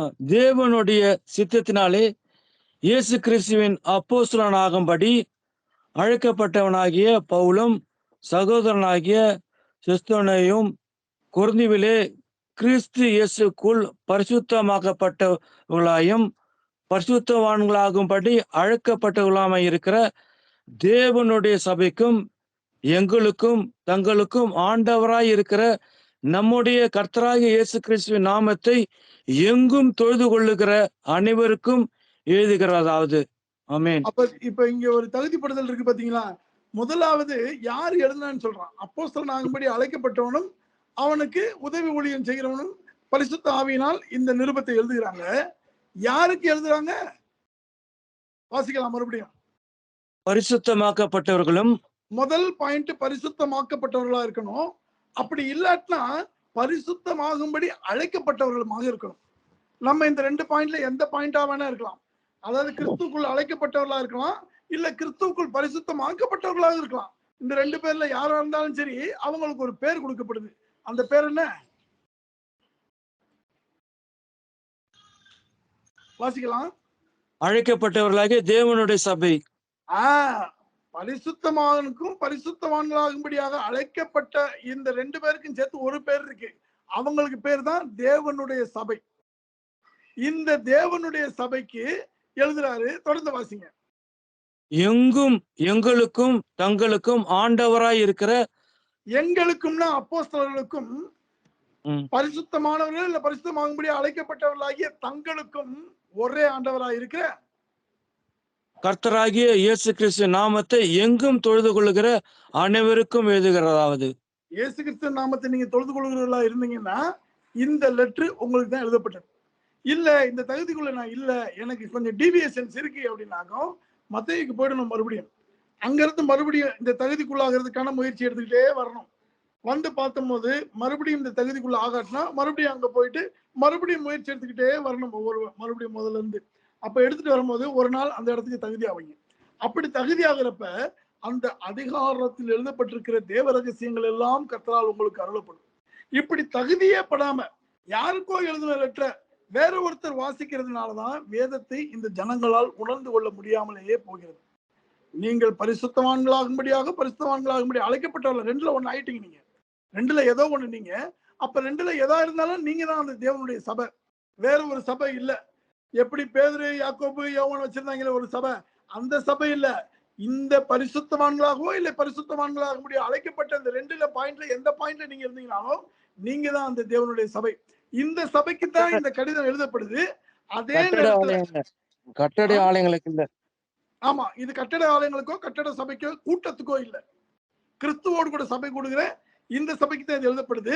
அதனாலதான் எங்களுக்கும் தங்களுக்கும் ஆண்டவராய் இருக்கிற அப்போஸ்தலர்களுக்கு ஒரே ஆண்டவர் தான், சர்வவல்லமையுள்ள பிதாவாகிய கிறிஸ்து தான் அவர்களுக்கு ஒரே தேவனா இருந்தாங்க. அதை போலவே விசுவாசம் உங்களிடத்தில் இருக்குமானால் உங்களுக்கு தான் இந்த லெட்டர் எழுதப்பட்டது. இப்படியான இடத்தை அடையாதவர்கள், தேவனுடைய சபையாக மாறாதவர்கள், கட்டிடத்தை சபை என்று கூறுகிறவர்கள், மனுஷன் கூட்டம் கூடுறத சபை என்று சொல்லுகிறவர்கள் இந்த நிருபத்தை வாசிக்க முடியாது. அவர்களுக்கு இந்த நிருபம் எழுதப்படவில்லை. நீங்கள் தேவனுடைய சபையாக மாறியிருந்து நீங்கள் கிறிஸ்துவை கர்த்தரை தெய்வமாக கொண்டிருப்பீர்களானால் நீங்கள் பாக்கியவான்கள். உங்களுக்கு இந்த கடிதம் எழுதப்பட்டிருக்கிறது. ஒவ்வொரு கடிதத்திலையும் ஒவ்வொரு நிருபத்திலையும் இந்த கண்டிஷன்ஸ் இருக்கு. இந்த கண்டிஷன்ஸை எல்லாருமே விட்டுறாங்க. இதை மட்டுமே நீங்க ஃபாலோ பண்ண ஆரம்பிச்சீங்கன்னா கிறிஸ்துவை இறுக பற்றி கொள்கிறதுக்கான வழிநடத்துவதற்குள்ள அது நம்மை கொண்டு போயிடும். அதற்காகத்தான் நமக்கு அதை ஆண்டவர் கொடுத்திருக்காரு. இது மிக எளிதாக ரட்சிப்பின் வழியை பற்றி கொள்வதற்கும் கிறிஸ்துவை பற்றி கொள்வதற்கும் ஒரு வழிநடத்துதலா இருக்கும். அதனால நான் இதை உங்களுக்கு சொல்றேன். மிக இலவாக நீங்க இதை பற்றி கொள்ளலாம். அதாவது நீங்க கேட்டபடி ஆரம்ப நிலையில இருக்கிறவர்களுக்கு, மிக எளிதான ஆரம்ப நிலையில இருக்கிறவங்க அப்பதான் உள்ள வந்திருக்காங்க. அவங்க எப்படி கத்திடத்தில் கற்றுக்கொள்ளணும்னா இப்படிதான் கற்றுக்கொள்ளணும். மிக மிக ஆரம்ப நிலையில இருக்கிறவங்களுக்கு. இன்னும் வளர்ந்த நிலையில இருக்கிறவங்க கர்த்தரோட பேசுறதுக்கான வேற வழிமுறைகள் இருக்குது. முகமுகமாய் தேவனோடு கூட பேச நம்மால் கூடும் என்று வேதம் சொல்கிறது. அப்படி பேசவும் முடியும். ஆனால் கிறிஸ்துவுக்குள்ள அப்பதான் வந்திருக்கிறான்னா இப்படித்தான் வளரணும். இதுல சொல்லப்பட்டிருக்கிறதெல்லாம் என்மேல் நிறைவேறிருக்கான்னு தேடி தேடி தேடி தேடி வேத வாக்கியங்களோடு சேர்ந்து வளர்ந்தால் நாம் கிறிஸ்துவோடு கூட வளர்களாக வெரி பிகினர்ஸ், அப்பொழுதுதான் ஆரம்பிக்கிறவர்கள் இப்படித்தான் கிறிஸ்துவுக்குள் வளர வேண்டும். Okay brother. தேங்க்யூ. ஐயா வணக்கம். ஐயா வணக்கம் ஐயா. எக்ஸ்பிளைன் பண்ணிட்டீங்களா? நான் பேசிட்டு தான் இருந்தோம், எல்லாரும் பேசிட்டு தான் இருந்தோம். ஓ சரி சரி சரி சரி. அடுத்த கேள்விக்காக வெயிட்டிங். ஸ்டீஃபன் வேற கேள்வி இருக்கா உனக்கு? இல்ல பிரதர். இல்ல இல்ல பிரதர். அதாவது நான் ஒரு கேள்வி கேட்கேன்.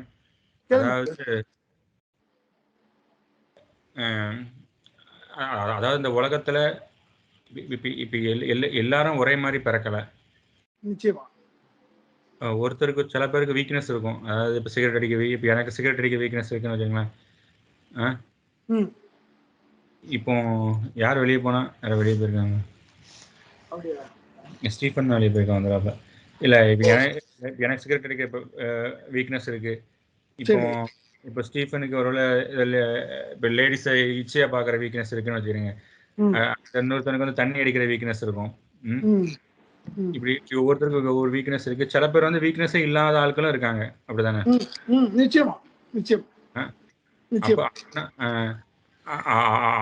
அப்படின்னா இந்த வீக்னஸா இருக்கிற ஆட்களுக்கு வந்து திரும்ப திரும்ப திரும்ப அதாவது இந்த வீக்னஸ் வந்து ஏன் அவன் சிகரெட் அடிக்கான்னா அவன் சும்மா சிகரெட் அடிக்கல, அவனுக்கு மாம்சம் வந்து அதுக்கு தூண்டுது. அதான் என் தாய் என்னை பாவத்துல கற்பந்திருத்தாள்னு இருக்கு. இந்த மாம்சத்தை தூண்டுறது நிமித்தம் தான் சிகரெட் அடிக்கிறத இது பண்ணிட்டே இருக்கான். அப்படின்னா ரசிக்கப்பட்டதுக்கு அப்புறம் கூட சில பேர் வந்து விழுந்து விழுந்து விழுந்து விழுந்து எந்திரிச்சிட்டு இருக்காங்க. இது சரியா?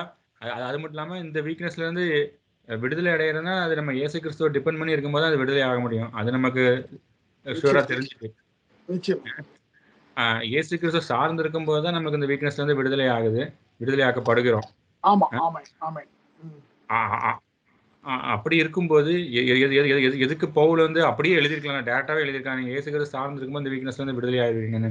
ஏன் பவுல் எழுதியிருக்காரு நீங்க பாலிய இச்சைகளுக்கு விலகி ஓடுங்கள்னு எழுதியிருக்காரு. நீ கிறிஸ்துவ இடத்துல போங்க அப்புறம் ஆட்டோமேட்டிக்கா உங்க பாவம் வெளியே போயிடும் அப்படின்னு சொல்றதை விட ஏன் ஒரு பாலிய இச்சைகளுக்கு விலகி ஓடுங்கள், இதுக்கு விலகி ஓடுங்கள்னு ஏன் எழுதியிருக்காரு? ஓகே, நம்ம இப்போ கொஞ்ச நேரத்துக்கு முன்னாடி பேசிட்டு இருந்தப்ப நீங்க இருந்தீங்களான்னு தெரியல, மறுபடியும் அதே விஷயத்தை தான் சொல்ல போறேன். இப்போ எப்பயுமே ஒரு உபதேசம் நடக்குது பைபிள்ல அப்படின்னா அதை எப்படி வாசிக்கணும்னா அது அந்த இடத்த அப்படி வாசிக்கக்கூடாது.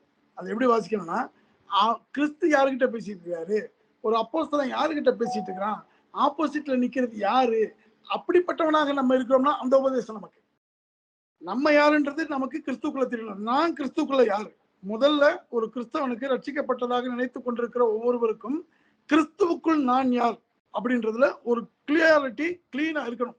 அப்படி இல்லாட்டினா அவரோட அக்சஸே பண்ண முடியாது. அப்போஸ்தலர்களோடையோ இல்ல கிறிஸ்துவோடையோ நீங்க அக்சஸ் பண்ணணும்னா who are you in Christ, அதுல நீங்க ஒரு கிளாரிட்டி இல்லாட்டினா அக்சஸ் கிடைக்காமயே போயிடும்.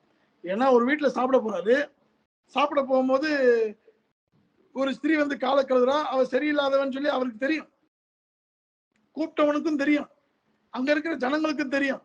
அப்ப பாத்தீங்கன்னா அவன் மனசுக்குள்ள நினைப்பான், இவ எப்படிப்பட்ட ஸ்திரீன்னு அவருக்கு தெரிஞ்சது, இவர் தீர்க்கதரிசினா அவன் எப்படிப்பட்ட ஸ்திரீன்னு சொல்லி அவருக்கு தெரிஞ்சிருக்குமேன்னு சொன்னோடனே அப்போ அவருடைய ஆக்ஷன் எப்படி இருக்குன்னா அவருடைய முகம் அவனை பார்த்து கொண்டிருக்கும், அவருடைய கண்கள் இவளை பார்த்து கொண்டிருக்கும், அவர் வாயோ சகல ஜனங்கள்ட்டையும் பேசிட்டு இருக்கும்.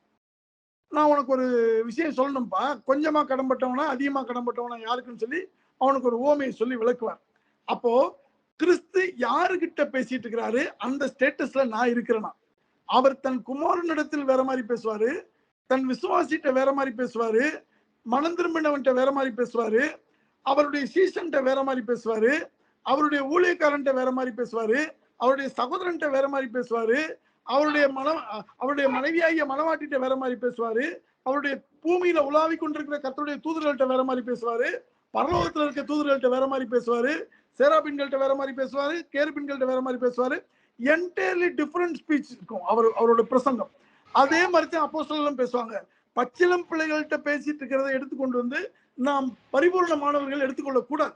அதை பார்த்தவொடனே தெரியும் இது குழந்தைகிட்ட பேசிட்டு இருக்கிற பேசின்னு சொல்லிட்டு. என்னிடத்தில் அவர் பேசுகிற பொழுது அவர் என்ன பேசுவார்னு எனக்கு தெரியும். அதே மாதிரி ஒரு கிறிஸ்துக்குள்ள புதுசா வந்தவன்ட்ட போய் அவர் பேசினாருன்னா அவனுக்கு புரியாது. அப்ப அவனுக்கு ஏற்றபடி புரியும். அதனாலதான் அவர் சொல்றாரு, விதைகளை குறித்து ஒரு உவமை சொல்றாரு. அவனுக்கு எப்படி சொன்னா புரியுமோ அப்படி சொல்லுப்பா அப்படின்னு சொல்றாரு. அப்போ இங்க ஒரு மாதிரி அங்க ஒரு மாதிரி இல்ல, அது குழந்தைகளிடத்தில் கொடுக்கப்பட்ட உவமை, மகத்துவத்துக்கு ஏற்ற உரிமை. என்கிட்ட பேசும்போது அப்படி பேச மாட்டார், 4 வார்த்தை தான் பேசுவார். 4 வார்த்தை பேசினாருன்னா ஒரு 200 பக்கம் எழுதுற அளவுக்கு விஷயம் சொல்லியிருப்பாரு. ஒரு 100 பக்கம் எழுதுறதுக்கான விஷயத்த 4 வார்த்தையில சொல்லிட்டு போயிடுவார். மிச்சம் எல்லாத்தையும் நான் பைபிள்ல இருந்து ரெஃபரன்ஸ் எடுத்து அதுக்கு நான் அந்த அந்த அந்த புக்கை கம்ப்ளீட் பண்ணணும். ஆனால் இங்க இருக்கவங்க அப்படி இல்லை, நிறைய பேசுவாரு, கொஞ்சம் தான் அதுல டீட்டெயில் இருக்கும். அப்ப கேட்கக்கூடிய திராணி நமக்கு எவ்வளவு இருக்கு, கிறிஸ்துவோடு கூட அக்சஸ் பண்ற கெப்பாபிலிட்டிஸ் நமக்கு இருக்குதா, எவ்வளவு திராணி இருக்கோ அவ்வளவுக்கு தகுந்த மாதிரி அவர் பேசியிருப்பாரு. உபதேசங்கள் வேற வேற மாதிரி டிஃப்ரெண்டா இருக்கிறதுக்கு காரணம் எல்லாரு கூடயும் பேசணும். தனிப்பட்ட விதவிதமான மனிதர்கள் உண்டு இந்த உலகத்துல, எல்லாரு கூடயும் ஒரே விஷயத்தை தான் பேசிட்டு இருக்காரு. மகிமைக்குள்ள பிரவேசிக்கிறதுக்கான ரட்சிப்பு வழிநடத்துதல், அவ்வளவுதான். அதை நம்ம மாற்றி எடுக்க கூடாது. நீங்க வளர்ந்தவர் சின்ன பிள்ளைகள்ட்ட இருக்க ஃபீட் பண்ணதை நம்ம எடுத்துக்க கூடாது. சின்ன பிள்ளைகள் வளர்ந்தவங்களுக்கு ஃபீட் பண்ணதை எடுத்தாலும் அது சரிக்காது, அது புரியாது. அதுதான் டிஃபரன்ஸ். அதான் இந்த கான்ஃபிளிக்ட் வர்றதுக்கான காரணம்.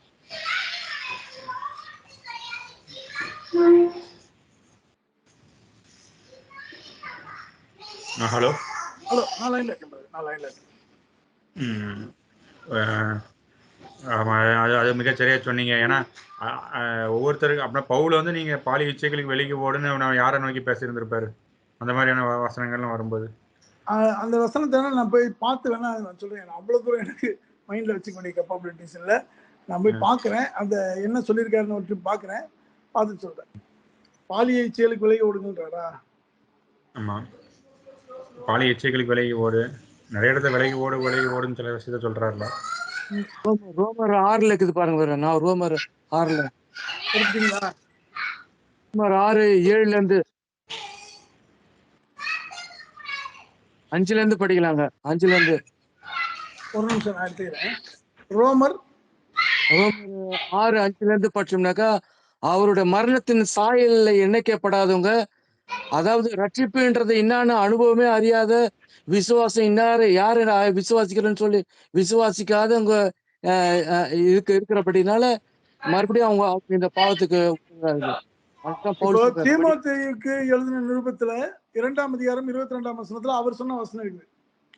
அன்றியும் பாலியத்துக்குரிய இச்சைகளுக்கு நீ விலகியோடி சுத்த இருதயத்தோட கர்த்தரை தொழுது கொள்வதே நீதியையும் விசுவாசத்தையும் அன்பையும் சமாதானத்தையும் அடையும்படி நாடு. இந்த தீமோத்தேயுக்கு எழுதின நிருபம் அதை எடுத்துக்கிட்டீங்கன்னா, தீமோத்தேயு என்பது யாருன்னா பவுலோட உடன் ஊழியக்காரர்களில் ஒருவன், அப்போஸ்தல பணியாளர்கள் உடன் பணியாளனாக இருந்த ஒரு தீமோத்தேயு.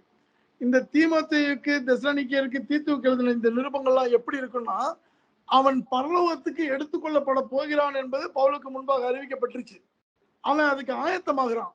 அப்படி ஆயத்தமாகும் பொழுது தன் உடன் ஊழியக்காரனாய் இருக்கிற தீமோத்தேயு என்பவன் எப்படி ஒரு அப்போஸ்தல பணியை செய்யணும், இந்த அப்போஸ்தல பணிக்கு எதெல்லாம் இடையூறா வரும், உன் வம்ச வயதையும் தாண்டி அந்த கத்தத்துவத்தில் எப்படி நிலைத்திருந்து தேவனுடைய ராஜ்யத்தை கட்ட வேண்டும் என்பதற்கான முழு உபதேசம் இதுல இருக்கும். தீமோத்தேயுவுக்கு கொடுக்கப்பட்ட உபதேசம் இது தீமோத்தேயுக்கு மட்டுமல்ல, யாரெல்லாம் அப்போஸ்தல பணிக்கு வருகிறார்களோ, அப்போஸ்தல உதவி பணிக்கு வருகிறார்களோ, அவர்கள் எல்லோரும் தீமோத்தேயுவையும் தீத்துவையும் ஒரு தடவை வாசிச்சாங்கன்னா, these are the condition to build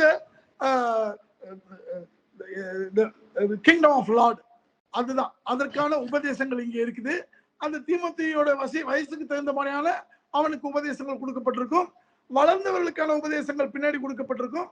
எல்லா உபதேசமும் பர்டிகுலரா தீமோத்தேயுக்கு மட்டுமல்ல, இப்ப நீங்க வருவீங்க, நான் வருவேன், இன்னும் நமக்கு பின்னாடி வருவான், நமக்கு முன்னாடி வருவான், விதவிதமான மனிதர்கள் வருவார்கள் இல்லையா? ஒவ்வொருவர்களுக்கும் இந்தந்த கண்டிஷன்ஸ் எல்லாம் இருக்குது. இதுக்குள்ள எல்லாம் இருந்தா தான் நீங்க இந்த அப்போஸ்தல பணிக்கு வர முடியும் என்பதற்கான அப்போஸ்தல பணிக்குள் இருக்கிறவர்களுக்கான உபதேசம் இந்த தீமோத்தேயு, தீத்து இவைகள் இருக்கிற உபதேசம். It's a common teaching for everyone. அதனால சிறு பிள்ளைகளுக்கான உபதேசம் இருக்கும், வளர்ந்தவர்களுக்கான உபதேசம் இருக்கும். அதை அவரவர்கள் யார் கிறிஸ்துவுக்குள்ள நான் யாருன்னு தெரிஞ்சுக்கிட்டேனாகும் நான் எனக்கான உபதேசத்தை அதில் எடுத்துப்பேன். நான் என்னோட மெசேஜ் நீங்க ஒருவேளை பார்த்துருக்கலாம், பார்க்காம இருக்கலாம். அதுல ஒரு டெக்ளரேஷன் கொடுத்திருப்பேன், one among the living apostolate of Jesus கிரைஸ்ட்னு சொல்லி போட்டிருப்பேன். கர்த்தருடைய அப்போஸ்தலர், உயிரோடு இருக்கிற அப்போஸ்தலர்களில் நானும் ஒருவன் சொல்லி கிளைம் பண்ணியிருப்பேன். அப்போ அந்த கிளைமுக்கு ஏற்றபடியாக என் வாழ்க்கையும் என் உபதேசமும் எல்லாவற்றிலும் நான் கிறிஸ்துவை மகிமைப்படுத்துகிறவனாக, கிறிஸ்துவுக்காக வாழ்கிறவனாக, கிறிஸ்துவனாலே வாழ்கிறவனாக, எல்லாவற்றிலும் கிறிஸ்துவை சார்ந்து கொள்கிறவனாக, கிறிஸ்துவையே எல்லாவற்றிலும் எனக்கு முன்பாக நிலைநிறுத்துறவனாக கம்ப்ளீட்டா அவரை டிபெண்ட் பண்ணிருக்கணும். ஒரு அப்போஸ்தல பணி என்பதற்கு விளக்கம் என்னன்றது 1 கொரிந்தியர் 4ஆம் அதிகாரம் 9 முதல் 13, 14 வசனங்கள் வரைக்கும் இருக்கு. அந்த அந்த இடத்துல நான் இருந்தா தான் நான் ஒரு அப்போஸ்தலனா வாழ முடியும் பூமியில. So I know who I am in Christ. நீங்களும் உங்களை யார் என்பதை கிறிஸ்துவுக்குள் அடையாளப்படுத்தி நீங்க புரிஞ்சுக்கிட்டீங்கன்னா அதை குறித்து நம்ம அதுக்கப்புறம் இந்த டீச்சிங்ஸ் எல்லாம் ஏன் இப்படி இருக்குன்றதை நம்ம சுலபமா பெற்றுக்கொள்ளலாம். இதுதான் அங்க எழுதப்பட்டிருக்கிற விஷயம். It's common declaration for everyone. நம்ம தான் யாருன்றதை தெரிஞ்சுக்கிட்டு அங்க இருந்து பிக்கப் பண்ணிக்கணும். அதனாலதான் இவங்க யாராலையும் இந்த வெளிப்படுத்தின விசேஷத்தை வாசிக்கிறதுக்கு தகுதி இல்லாம போயிடுவாங்க. ஒன்லி ஃபார் அப்போஸ்தலர்களும் தீர்க்கதரிசிகளுக்கு மட்டும்தான் புக் ஆஃப் ரெவல்யூஷனே. வேற யாரும் அதை வாசிக்க முடியாது, வாசிக்கவும் கூடாது, வாசிக்க முடியாது. ஏன்னா அந்த கண்டிஷன் இருக்குது. சீக்கிரத்தில் நடக்க போகிறவர்களை தன் ஊழியக்காரர்களுக்கு வெளிப்படுத்துகிறார். அங்க ஊழியக்காரன் இல்லாதவன் அங்க போகவே முடியாது. when we become a service provider of God, கடவுளுக்கு சர்வீஸ் பண்றோம் நம்ம மாறி போனோம்னா என்ன சர்வீஸ் பண்றோம்? நம்ம சுவிசேஷகனா இருக்கிறோமா, இல்ல வேற 70 பேர் செஞ்ச ஊழியத்தை செய்யறோமா, இல்ல ஒரு சுவிசேஷகனா இருக்கிறோமா, இல்ல புறஜாதிகளுக்கு போதகனா இருக்கிறோமா? இந்த ஊழியக்காரன்ல இருக்க ஸ்டேட்டஸ்ல நம்ம என்ன ஸ்டேட்டஸ்ல இருக்கிறோம்? அப்ப அதற்கு தகுந்த மாதிரியான உபதேசங்கள் கர்த்தரால் நமக்கு கொடுக்கப்படும். நீ இந்த ஸ்டேட்டஸ்ல இருக்கப்பா, நீ இதை வாசிக்கணும், நீ இப்படி வாழணும், நம்மளை வழி நடத்திக்கிட்டே போவாரு. ஆனா ஒன்று நிச்சயம், ஒவ்வொரு நாளும் நாம் மறுரூபமாகி அவரை சந்திக்கின்ற நாளிலே அவரை போலவே மாறி இருக்கணும். அதற்கான மறுரூபம் அனுதினமும் நடந்துகிட்டே இருக்கணும் நமக்கு.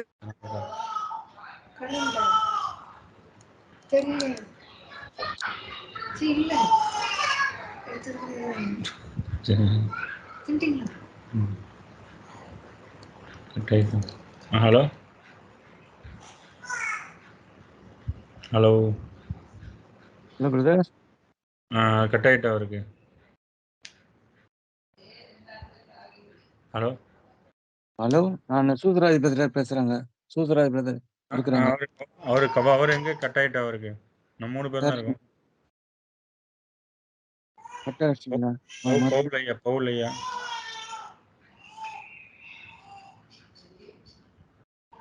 இன்னொரு தடவை லிங்க் அனுப்புங்க. ஒரு நிமிஷம். அல்வா இருக்கு, அல்வா இனிப்ப லைட்டாக வாங்க.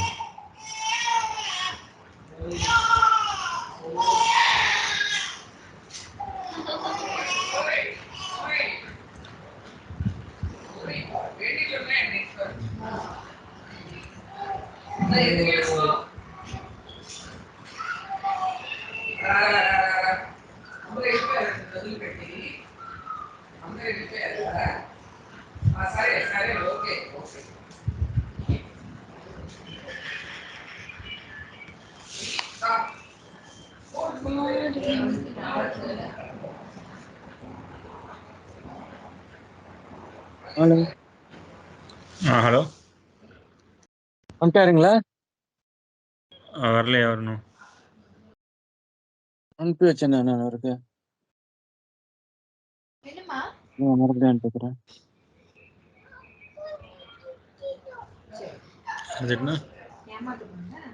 யார் திட்டினா? ஆன்வியா?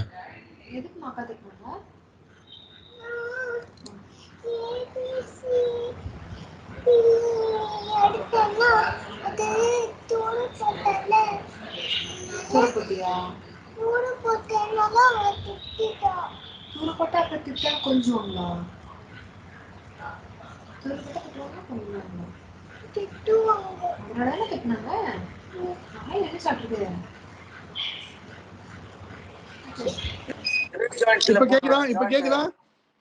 கேக்குது. ஓகே. அடுத்ததா ஒரு டவுட் வந்து என்னன்னா, ஹலோ சொல்லுங்க பிரதர், நான் லைன்ல இருக்கேன்.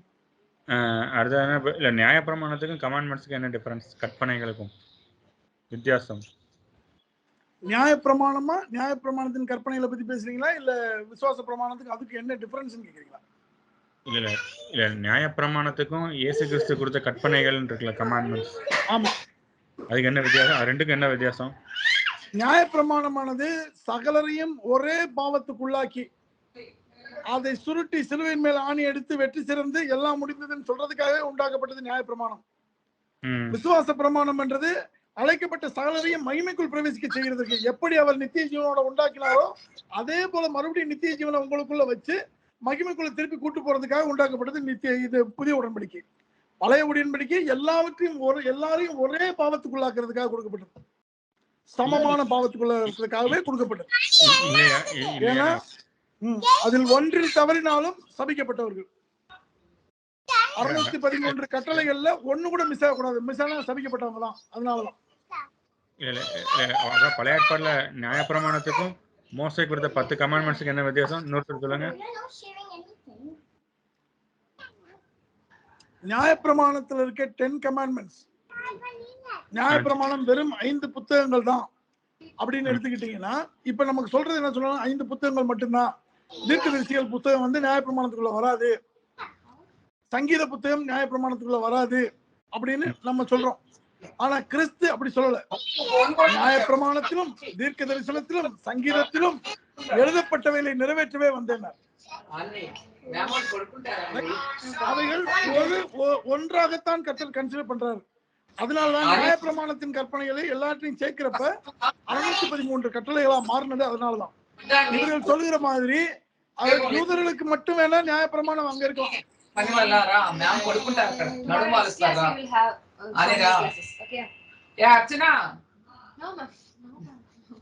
ஹலோ, கேக்குதா? நான் பேசுறது கேட்கணும்னு நினைக்கிறேன். அந்த பக்கம் கொஞ்சம் உங்களுக்கு கேக்குதா? நான் பேசுறது கேக்குதா? அப்போ கேக்குதா? சரி, நீ பேசுங்க. மைக் மியூட் பண்ணல. ஓகே ஓகே, அது ரெக்கார்ட்ல அப்படியே போடுமேன்னு சொல்லி பார்த்தா.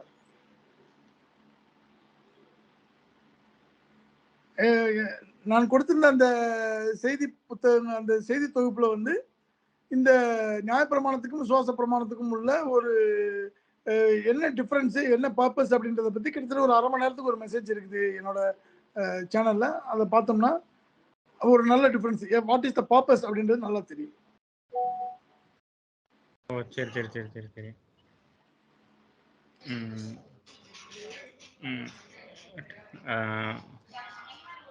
ஸ்டீஃபன் போயிட்டாரோ? ஸ்டீஃபன் இருக்காரா? ஸ்டீஃபன் அப்பே போயிட்டாரு. ஓ சரி சரி சரி. தூங்க போயிருப்பாரு நினைக்கிறேன். மேபி அது வேற மீட்டிங்ல போய் இருந்துக்கலாம். சரி பிரதர், ஓகே, குட் நைட். இன்னொரு நாள் அடுத்த கேள்வியோட நம்ம கேட்போம். நீங்க ஆமென். கர்த்தர் நாமத்துக்கு மகிமை உண்டாகட்டும். ஆமென். சரி பிரதர், நன்றி, தேங்க்ஸ். சரி பிரதர். Okay brother. சரி, கர்த்தர் ஸ்தோத்திரம் பிரதர். பார்க்கலாம்.